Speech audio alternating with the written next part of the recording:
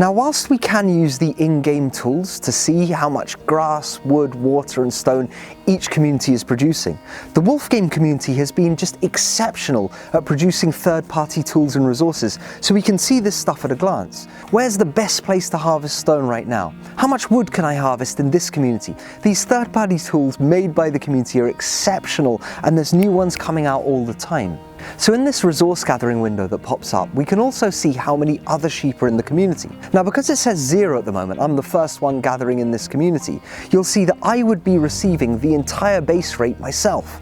Now, if another sheep joined and started gathering the same resource in this community, I would get half of the resources and he would get half. If 4 joined, if there was 4 in all, we would each get a quarter of the resources.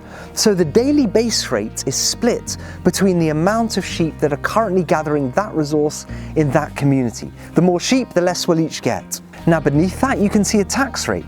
Tax rates are set by the community members themselves. Anyone who owns a plot of land, for instance in Community 100, can vote on the tax rate in the Community 100, and it takes the average of all of our votes and sets that as the tax rate. So over here on the right, we can see that there's actually a weather forecast. Now, the weather varies in each community each day. Why is that important? So let's say I gather resources in this community. If I choose to stop gathering resources and I click the claim button, if I click the claim button and gather the resources on a sunny day, I will get a 20% boost on how much I've made.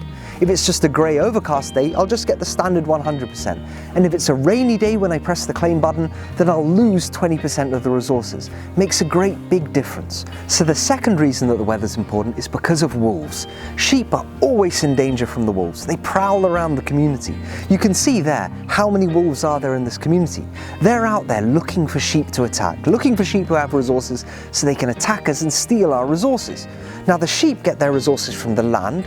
Wolves get their resources from the sheep. They can't farm. They need the sheep to attack. Now, how does the game work out if a wolf successfully attacks a sheep or not? It does this via 2 games. And which of these games we'll play against the wolf is dependent on the weather when we start collecting.